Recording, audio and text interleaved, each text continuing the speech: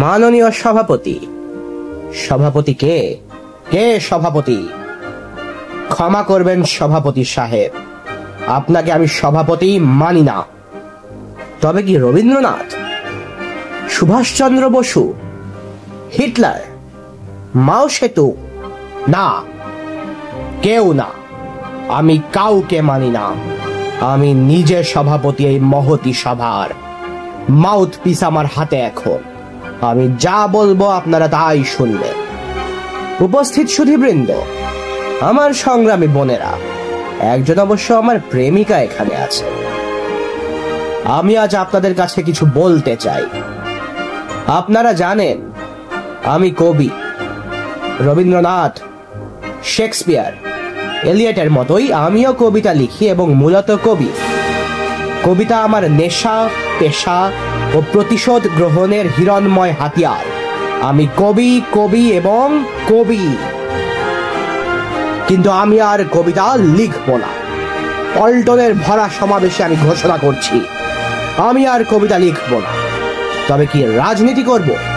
কন্ট্রাক্টরি, পুস্তক ব্যবসায়ী ও প্রকাশক, পত্রিকার সাব এডিটর, নীলক্ষেত কলা ভবনের খাতায় হাজিরা, বেশ্যার দালাল, ফ্রি স্কুল স্ট্রিটে তেল নুন ডালের দোকান, রাজমিস্ত্রি, motor driving, smuggling, under development স্কুলের শিক্ষকতা, নাকি সবাইকে ব্যঙ্গ করে বিনয়ের সব চিহ্ন সূত্র ছিঁড়ে খুঁড়ে প্রতিষ্ঠিত বুড়োবদ কবিদের চোখ, নাকে কিংবা মুখে কিংস্টর্কের করা ধোঁয়া ছুড়ে দেব, অর্থাৎ অপমান করব বৃদ্ধদের।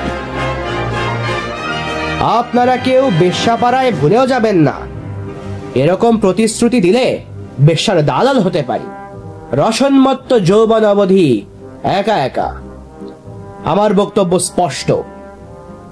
আমার বিপক্ষে গেলেই তথাকথিত রাজনীতিবিদ, গারল বুদ্ধিজীবী, অশিক্ষিত বিজ্ঞানী, দশতলা বাড়িওয়ালা ধনী ব্যবসায়ী, সাহিত্য পত্রিকার জঘন্য সম্পাদক, অতিরিক্ত জনসমাবেশ আমি ফু দিয়ে তুলোর মতো উড়িয়ে দেব। আপনারা আমার সঙ্গে নদী যেমন জলের সঙ্গে সহযোগিতা করে তেমনি সহযোগিতা করবে। অন্যথায় আমি আমার ঘিয়া পাঞ্জাবির গভীর পকেটে আমার প্রেমিকা এবং আমরি বাংলা ভাষা ছাড়া অনায়াসে পল্টনের ভরাট ময়দান তুলে নেব। ভাই সব চেয়ে দেখুন, বাংলার ভাগ্যাকাশে আজ দুর্যোগের ঘন ঘটা। সুনন্দার চোখে জল, একজন প্রেমিকার খোঁজে আবুল হাসান। কি নিঃসঙ্গ ব্যথায় কাঁপে রাত্রে। ভাঙে সূর্য, ইপিআরটিসির বাস, লেখক সংঘের জানালা, প্রেস ট্রাস্টের সিঁড়ি, রাজিয়ার বাল্যকালীন প্রেম। আপনারা কিছুই বোঝেন না। শুধু বিকেল 3টে এলেই পল্টনের মাঠে জমায়েত, হাততালি, জিন্দাবাদ, রক্ত চাই ধ্বনি দিয়ে 21-এর জঘন্য সংকলন। কেন্দ্রীয় শহীদ মিনার কিনে নেন।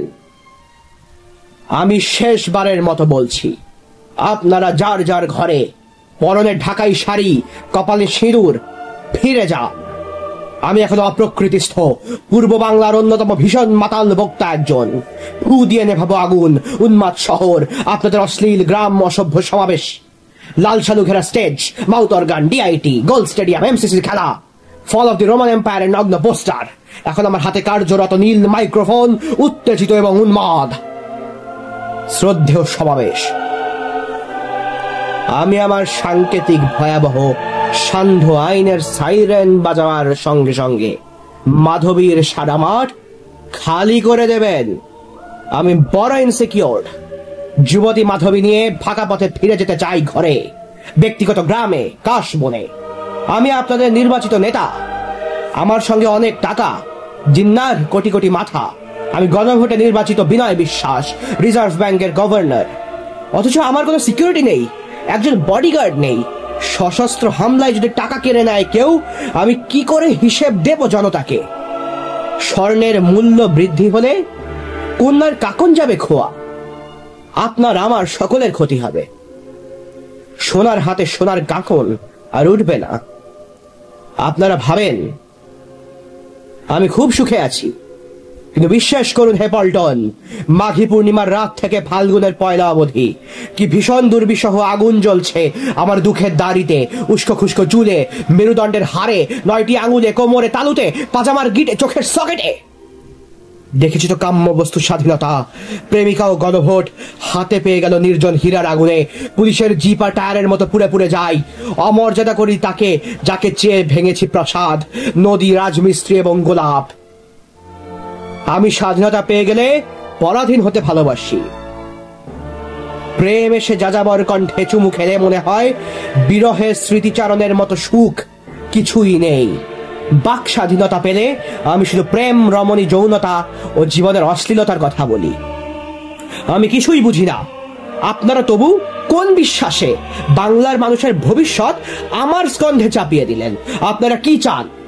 ডাল ভাত নুন, ঘর জমি বউ, রূপরস ফুল, স্বাধীনতা, রেফ্রিজারেটর, ব্যাংক, বিমা, জুয়া, স্বায়ত্তশাসন, সমাজতন্ত্র?